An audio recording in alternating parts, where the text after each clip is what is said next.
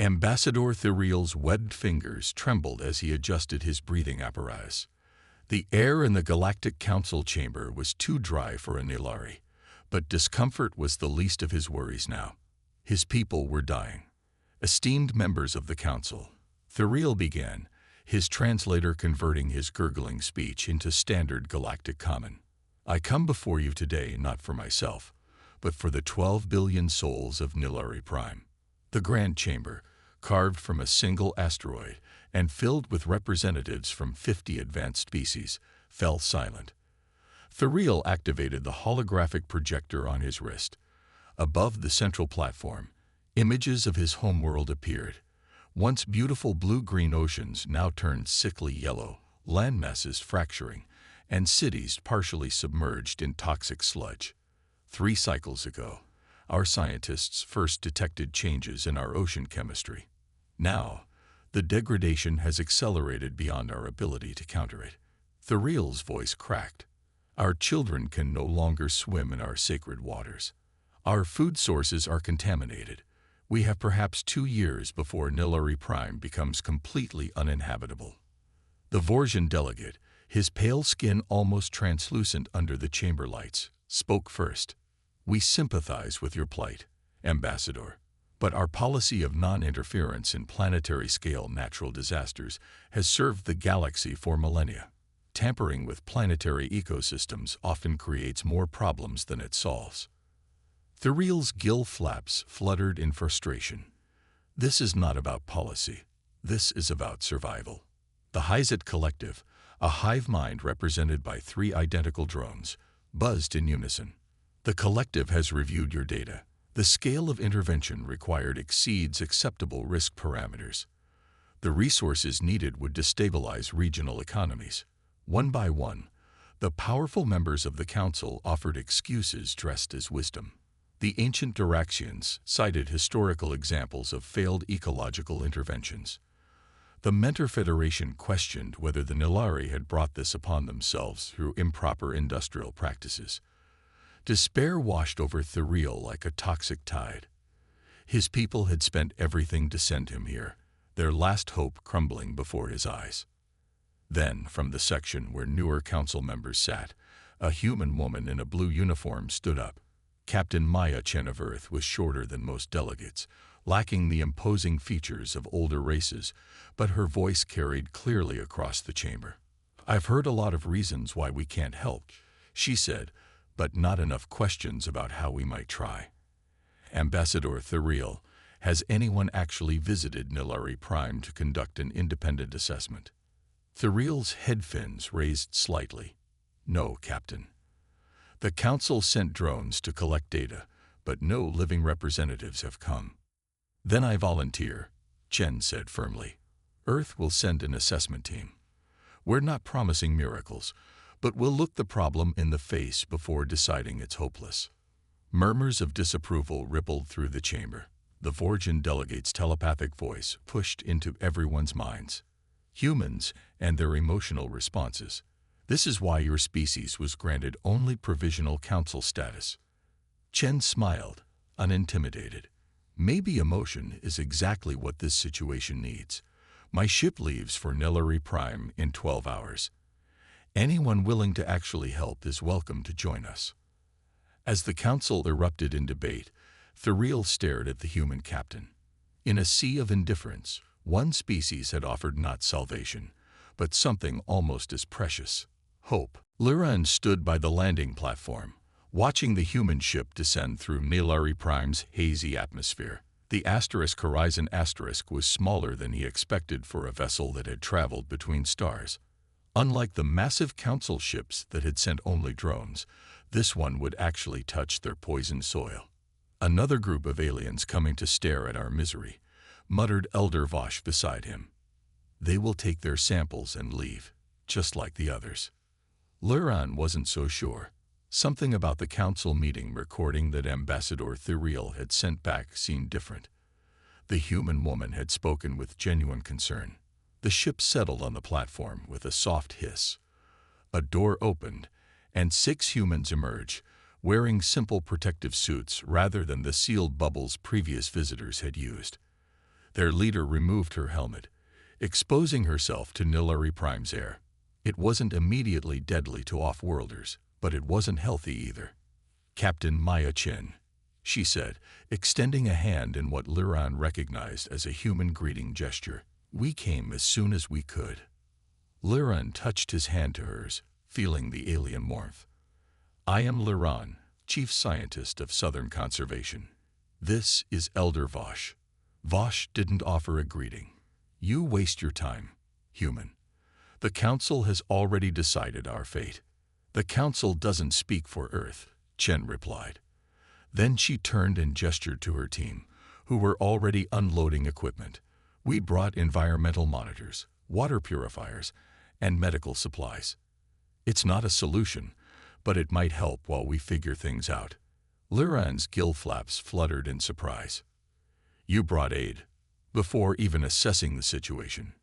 People are suffering. Assessment can happen alongside immediate relief," Chen said, as if this were obvious. Before they could continue, a warning siren blared. Liran's communication device crackled. "Toxic geyser eruption at Sector 9. Multiple injuries reported." Sector 9 was close, just beyond the ridge near the landing area. Liran turned to warn the humans to stay back, but they were already moving, grabbing medical kits. "Point the way," Chen ordered, her team falling in behind her. "It's not safe for off-worlders," Elder Vosh warned. "The toxins in those geysers." "We've studied the reports," said a human medic, already running toward the ridge. "We'll take our chances." Liran led them over the ridge where a horrific scene awaited. A group of Nilari children and their teacher lay sprawled near a bubbling fissure.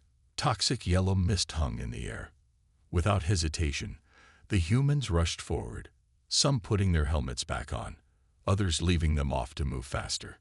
Chen reached a small Nilari child first, lifting the tiny body and carrying it away from the fissure.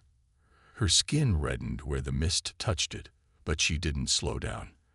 The other humans did the same, evacuating victims before even treating them.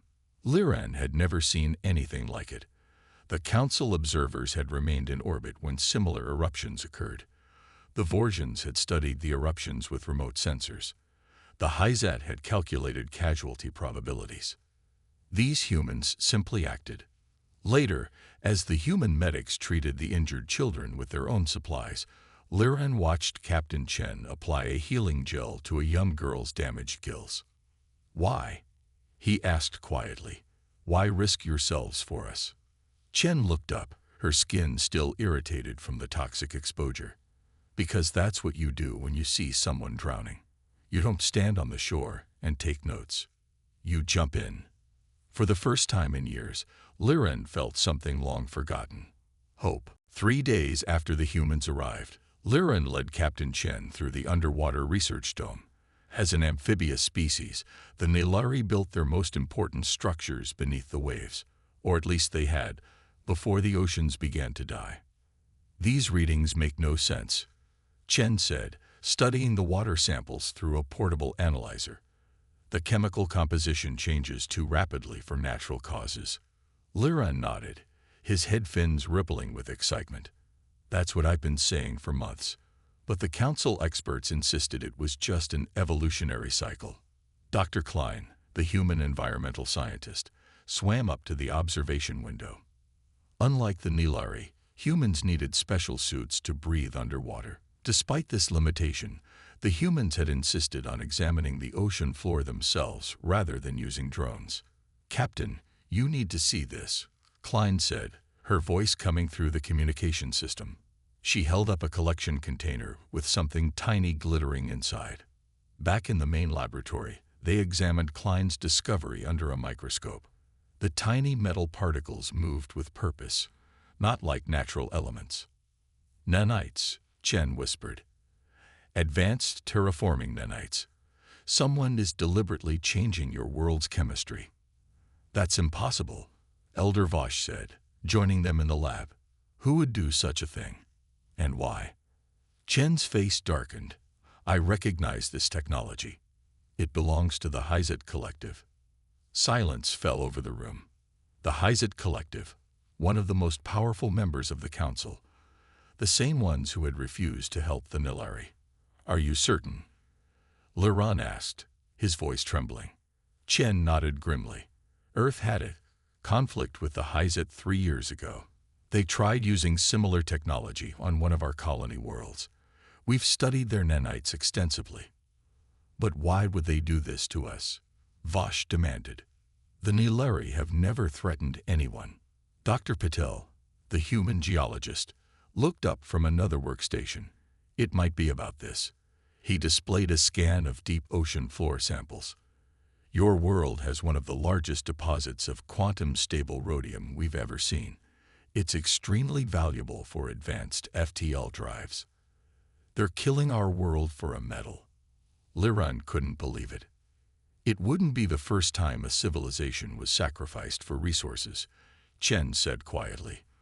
"The Hyzat probably calculated that the extinction of your species was an acceptable cost." Liran felt cold anger replace his shock. The council must be told. Surely they wouldn't allow this if they knew. Chen and her team exchanged glances. "What?" Liran asked. "It's possible some on the council already know," Chen said carefully. "The Vorsians can read minds. They might have seen the Hyzet plans. The Diraxians have spy networks everywhere." "Then we have no allies," Vosh said bitterly. Chen straightened her back. "You have one. Earth doesn't stand by while genocides happen, no matter who's committing them." "But this could mean war with the Hyzet," Liran warned. "They're far more advanced than humans." Chen smiled grimly as she activated her communication device. "Earth Command, this is Captain Chen. We have a situation." She looked directly at Liran. "Technology isn't everything. And there are some things worth fighting for." After she finished the call, she turned back to the stunned Nilari. "Reinforcements will be here in 3 days. In the meantime, we need to start developing a counter-agent for these nanites." "Why would you risk so much for us?" Vosh asked, his earlier suspicion fading. "Because," Chen said simply, "that's what humans do. We stand up when others won't. Now, let's save your world." The Galactic Council chamber erupted in chaos. Ambassador Harrison of Earth stood firm at the central podium, while Captain Chen operated the holographic display. Above them floated the damning evidence, detailed scans of the Hyzet nanites destroying Nilari Prime. "This is an outrage." The Hyzet representatives' 3 bodies buzzed in perfect harmony. "These accusations are baseless. Earth clearly manufactured this evidence to increase their standing with the Council." The massive chamber, usually a place of calm debate, now felt like a battlefield. Ambassador Theriel watched from the Nilari position, hope and fear wrestling within him. "The evidence speaks for itself," Harrison replied calmly. "The nanite signature matches Hyzet technology perfectly. They are systematically destroying an entire civilization to access the rhodium deposits beneath Nilari's oceans." The Vorsian delegate's pale skin flushed blue with anger. "Humans have been council members for barely 5 years. You do not understand our ways. Non-interference is our highest principle." "Non-interference." Chen stepped forward. "There's a difference between not helping and turning a blind eye to genocide." Suddenly, Theriel felt a strange pressure in his mind. Around the chamber, many delegates seemed to grow confused, their attention drifting from the evidence. The Vorsians were using their telepathic abilities to disrupt the proceedings. But the humans showed no signs of confusion. Captain Chen tapped a small device on her collar and nodded to her team. They all wore the same device. "Telepathic shielding," Harrison explained, noticing the surprise on many faces. "We came prepared." The Diraxian elder, a being so ancient that its skin had become nearly transparent, spoke in a rasping voice. "Humans have always been unpredictable. This is why advanced species must guide younger races. Your emotional response clouds your judgment." "Our emotions give us clarity," Harrison countered. "They tell us that standing by while billions die is wrong, no matter how profitable it might be." The Hyzat representative moved closer, its central body hovering menacingly. Earth should consider its position carefully. The collective has technologies you cannot imagine. Your 3 colony worlds would be vulnerable if relations between us soured. Instead of fear, Harrison smiled. Are you threatening us in front of the entire council? That's very emotional of you. The chamber fell silent. Let me be clear, Harrison continued. Earth has deployed a fleet to Nilari Prime. We are already developing countermeasures to the nanite contamination. We will defend the Nilari people with every resource we have. You risk interstellar war, warned the Vorgin. No, Harrison replied. You risk it. By allowing this attack on a peaceful species, by looking the other way when genocide happens right before your eyes. Captain Chen activated the final part of their presentation. Images of human ships delivering medical supplies to Nilari cities. Human scientists working alongside Nilari to clean contaminated waters. We didn't come to the stars to conquer, Chen said. We came to connect, to help. If that makes us primitive in your eyes, so be it. As the council erupted again in argument, Thuriel moved closer to the humans. They'll never help us, he whispered. The Hyzat are too powerful. Harrison placed a hand on Thuriel's shoulder. They don't need to help. They just need to stay out of our way. Earth stands with Nilari Prime, not because it's easy, but because it's right. Lieutenant Sonia Rivera wiped sweat from her forehead as she finished calibrating the defense perimeter around the main Nilari settlement. The air smelled of salt and chemicals, not entirely unpleasant, but definitely alien. They're coming, Liren said, rushing toward her position. The Nilari scientist had barely slept since the humans arrived, working alongside them to save his world. Rivera nodded. We've been expecting this. The Hyzat wouldn't let our council challenge go unanswered. Above them, the sky shimmered as 6 Hyzat vessels broke through the cloud cover. Unlike the bulky human ships, these were elegant and insect-like, their hulls gleaming with an otherworldly metal that seemed to absorb light. Those ships, they're advanced war vessels, Liran whispered. Your ships don't stand a chance. Rivera smiled grimly. Maybe not in a fair fight. Good thing we don't fight fair. Throughout the settlement, human soldiers took defensive positions. They'd spent the last week preparing, working with the Nilari to build fortifications using both Earth technology and repurposed local equipment. The first attack came without warning, a silent beam of energy that sliced through the air toward the main human command center. But instead of destruction, the beam scattered against an invisible barrier. Deflection shields, Rivera explained to the wide-eyed Nilari nearby, reverse-engineered from Duraxian technology. They didn't think we understood how it worked. The Hyzat ships descended lower, releasing swarms of combat drones. Each one was roughly the size of a human fist, but moved with deadly precision. Everyone stay down, Rivera shouted, activating a device on her wrist. Across the settlement, similar devices activated simultaneously. A wave of electromagnetic energy pulsed outward. The drones dropped from the sky like dead insects. How? Liran asked in amazement. We studied the nanites destroying your world, Rivera explained, already moving to her next position. All Hyzat tech has the same basic operating frequency. Once we found it, a massive explosion rocked the northern perimeter. One of the Hyzat ships had landed and deployed ground forces, 3-bodied soldiers armed with energy weapons. This is where it gets tough, Rivera admitted. Those troops are individually stronger and faster than humans. The Hyzat forces pushed forward with ruthless efficiency, their movements perfectly coordinated. Human soldiers fell back, seemingly outmatched. They're retreating, Liren said with growing concern. Rivera shook her head. Not retreating, adapting. Instead of fighting as a unified force, the humans suddenly split into small, unpredictable groups. They used the terrain, setting traps and ambushes. Where the Hyzat moved with machine-like precision, the humans fought with creative chaos. In orbit, the largest Hyzat vessel positioned itself above the settlement. charging its main weapon, capable of reducing the entire area to molten glass. Liran's voice filled with despair. They're going to destroy everything from orbit.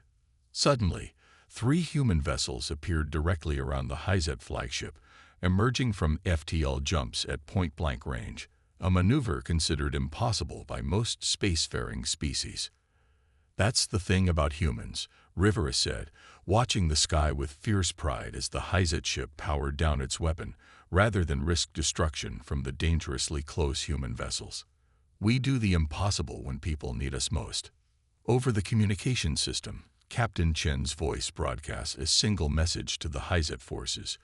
"You are attacking a world under Earth's protection. Withdraw now, or face the consequences of your actions." For the first time since the crisis began, Liran saw fear in the perfectly coordinated movements of the HFY troops. Dr. Eliza Wong hadn't slept in 36 hours. Dark circles shadowed her eyes as she examined the test results on her tablet. Around her, the makeshift laboratory buzzed with activity, human scientists working alongside Nilari, all focused on saving a dying world. "The counteragent is working," she announced, showing the results to Liran. "The nanites are breaking down in the test area." Liran's fins rippled with excitement. "How soon can we produce enough for a larger area?" "That's the hard part," Wong admitted. "To cleanse the entire ocean would take more resources than we have." The temporary truce with the HFY had given them time, but not much else. The powerful alien collective had withdrawn their attack force after the human ship's bold maneuver, but everyone knew they were merely regrouping. Captain Chen entered the lab, followed by Elder Vosh. "We have another problem," Chen said. "The settlement at Blue Reef is facing imminent collapse. The groundwater contamination has reached critical levels." "That's 3,000 people," Vosh said, his voice heavy. "Mostly children and elders who couldn't be evacuated earlier."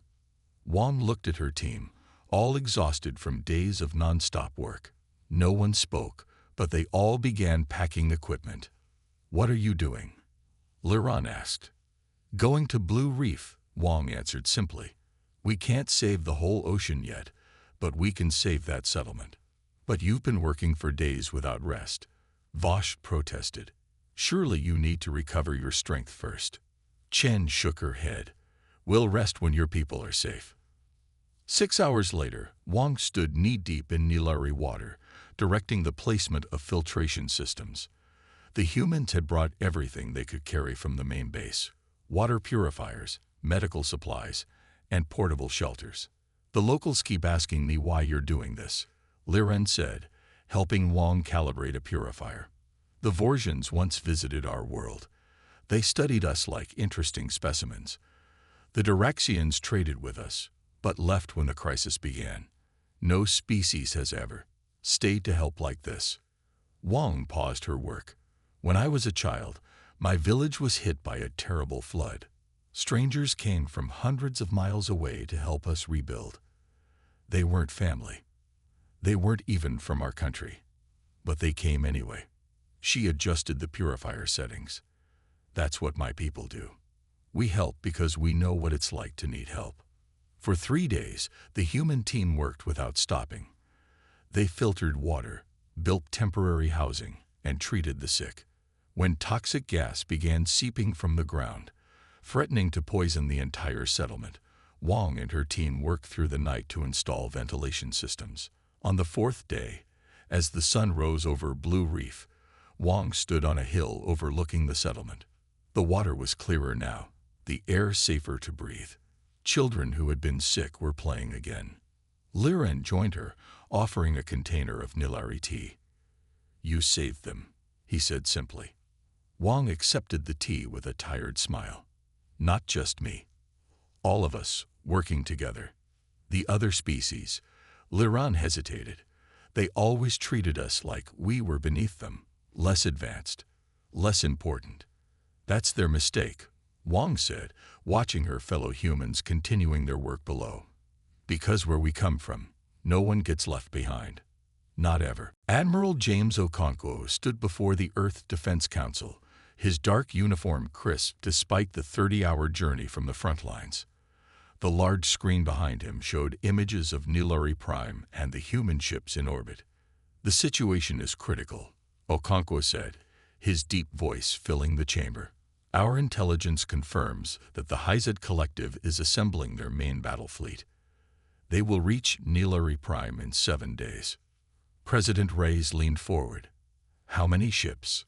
"At least 50 capital vessels, ma'am. Possibly more." A murmur ran through the council chamber. Earth's entire space fleet numbered only 28 ships. "We cannot win that battle," General Marcus stated flatly. "If we commit our forces, we risk everything. The Hyzet could strike Earth itself in retaliation." Okonkwo nodded. "That is possible. But if we withdraw, the Nilari civilization will be destroyed." The room fell silent as the weight of the decision pressed down on everyone present. Billions of alien lives against the safety of humanity. Why should we die for them? Someone finally asked. "The Nilari aren't our responsibility." From the back of the room, a young officer stood up. Lieutenant Sarah Chen, Captain Chen's younger sister. Her left arm ended at the elbow, replaced by a simple prosthetic. "Permission to speak, Madam President." President Reyes nodded. "I lost my arm pulling Nilari children from a collapsed building," Chen began. "I've looked into their eyes. I've seen their families. They're people, just like us." She took a deep breath. "If we abandon them now, we abandon what makes us human." "Noble words," General Marcus said, "but emotions don't win wars."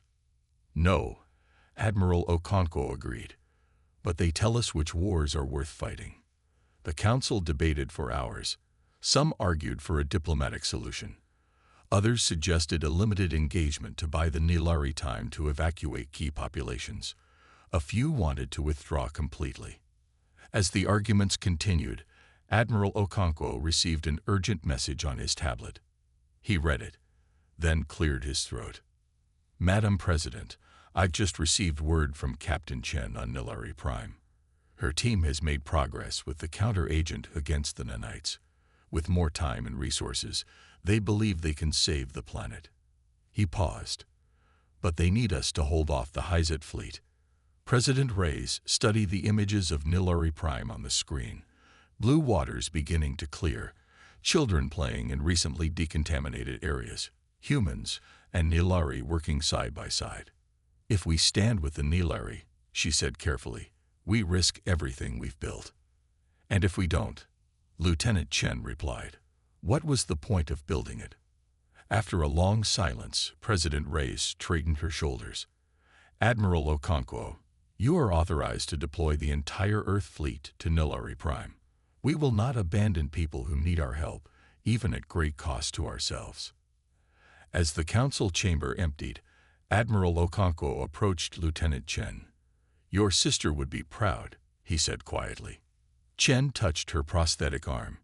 "She already is. We all are." She looked up at the images of Nilari Prime. "This is what humans do. We stand together, or we don't stand at all." Captain Maya Chen stood on the bridge of the Horizon *, watching the tactical display with a grim expression. The Earth fleet, all 28 ships, had formed a defensive line around Nilari Prime. Behind them, the planet's blue-green oceans were slowly healing, but not fast enough. "The Hyzet fleet will exit FTL in approximately 10 minutes, her tactical officer reported. Liran, who had insisted on staying aboard the human flagship, looked at the display with wide eyes. "There are so many of them." He was right. The sensors showed over 50 Hyzet warships approaching, each one larger and more advanced than anything Earth had built. "We've faced bad odds before," Chen said, trying to sound confident. "And we've sent a message to Earth. If we can hold for 3 days, Dr. Wang believes she can stabilize the planet's ecosystem enough for your people to survive. Even if it costs you your lives." Liran asked softly. Chen nodded. "Some things are worth dying for." The minutes ticked by. Crew members made final preparations, checking weapons and shields. Some recorded messages for their families back home. Others sat in silence, preparing themselves for what might be their final battle. HFY fleet exiting FTL in 3, 2, 1. The sensor officer announced. The tactical display lit up as dozens of HFY ships appeared at the edge of the system. The massive vessels moved into attack formation with perfect precision. All ships, battle stations, Chen ordered. Prepare to engage on my. She stopped mid-sentence as the sensor officer called out, Captain. Multiple new FTL signatures detected. They're appearing behind us. Chen's heart sank. Had the HFY called in reinforcements? Were they now caught between two enemy fleets? But as the new ships appeared on the display, they didn't match any known HFY configurations. In fact, they represented dozens of different designs. We're receiving transmissions from the new arrivals, the communications officer reported with confusion. They're identifying themselves as the Nilari, the Woven, the Hushik Nomads, the Jerry Confederation. I know those names, Liran said, his voice filled with wonder. They're all smaller species, ones that the Council considers developing or minor. A transmission came through to the main screen. A reptilian being appeared, its scales shimmering with iridescent colors. This is Captain Vresh of the Nilari Defense Force, the alien said. We received your emergency broadcast. Humans stood for the Nilari. We stand with humans. Another transmission followed, then another. Species that most humans had never even heard of, all answering Earth's call for help. Chen stared in amazement as the tactical display updated.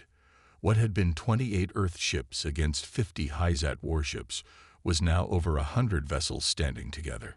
The HFY fleet has stopped advancing, the tactical officer reported with disbelief. They're requesting to open communications. For the first time in days, Chen smiled. She looked at Liran, whose fins were trembling with emotion. What just happened? He asked. Something the Council never expected, Chen answered. When we helped you, we didn't just save the Nilari. We reminded everyone what it means to stand together. She gestured to the screen showing the diverse fleet that had assembled. And it looks like we weren't the only ones who remembered. The Grand Meeting Hall on Nilari Prime had once been underwater, its crystal dome allowing the blue-green light of the ocean to filter through.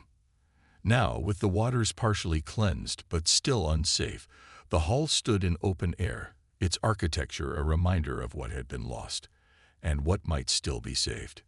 Ambassador Harrison of Earth looked around the crowded room. Representatives from 27 different species filled the circular space. Some breathed through special devices. Others floated in anti-gravity fields. A few wore environmental suits. Yet despite their physical differences, they had gathered for a common purpose. This meeting is unprecedented, Liran said, now serving as the official Nilari ambassador. Never have so many non-council species gathered without council permission. That's precisely why we're here, Harrison replied. She took her position at the center of the room. For too long, the Galactic Council has decided which species deserve help and which do not. They've decided which voices matter and which can be ignored. Murmurs of agreement rippled through the assembly. Captain Vresh of the Nilari rose to speak. When the rust plague devastated our colony worlds, the Council deemed it not worthy of intervention. We lost millions. The Diraxians strip-mined 3 of our moons, added the representative of the Jerry Confederation, a being of living crystal. When we protested, they called it necessary guidance of developing species. More stories followed, of exploitation, of being studied rather than helped, of being treated as less important because they weren't as technologically advanced or as numerous as the Council races. Then a communication arrived, a direct message from the Galactic Council itself. The massive holographic projection of the Vorjan High Speaker appeared above the gathering. This unauthorized assembly must disband immediately, the Vorjan demanded, his telepathic voice pushing into their minds. Such gatherings threaten the stability of galactic order. Harrison felt the pressure of the telepathic intrusion, but it faded almost immediately. Around the room, She saw others touching small devices on their collars, human telepathic shields, now shared with all coalition species. "Your mind tricks don't work here," Harrison replied calmly. "And we are not disbanding." The Vortian's pale face darkened with anger. "You defy the Council." "We're creating something new," Liran said, stepping forward. "A coalition where help is freely given, where no species is considered too small or too young to matter." The Vortian's image flickered as he seemed to struggle for words. "What do you call this? Rebellion?" Liran looked to Harrison, who nodded encouragingly. "We call it the Coalition of the Willing," Liran announced. "A term from human history, those who stand together by choice, not by force or fear." The Vortian's image disappeared without another word. When the Assembly voted on their first official act, it was unanimous: to begin a massive restoration project for Nilari Prime, with each species contributing according to their abilities. As the meeting concluded, Harrison found Liran staring at the spot where the Vortian's image had been. "They will try to stop us," he said. Harrison smiled. "Of course they will. That's what happens when you challenge power. But look around you." She gestured to the diverse assembly, already forming working groups and signing agreements.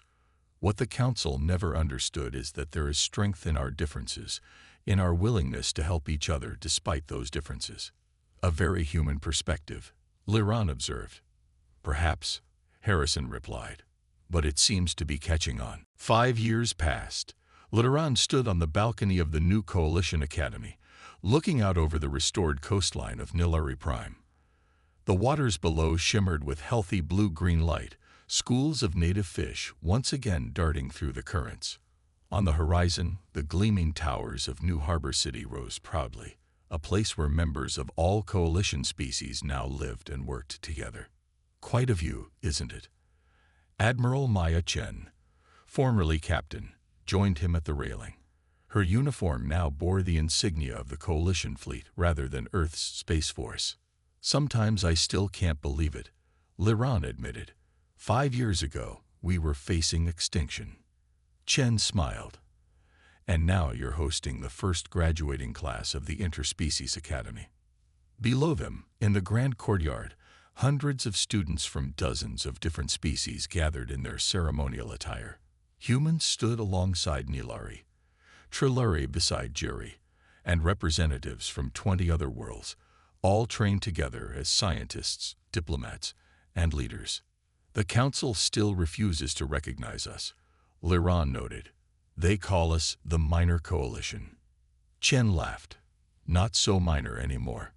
34 member species, with 12 more applying to join. We now have more combined territory than the Hyzet and Vortians together." A soft chime indicated the ceremony was about to begin. As they walked toward the stage, they passed the Wall of Remembrance, a monument listing those who had given their lives during the Nilari crisis and the tense years that followed. "We lost good people," Chen said softly, touching a name on the wall. "They didn't die in vain," Liran replied. "Look what they helped create."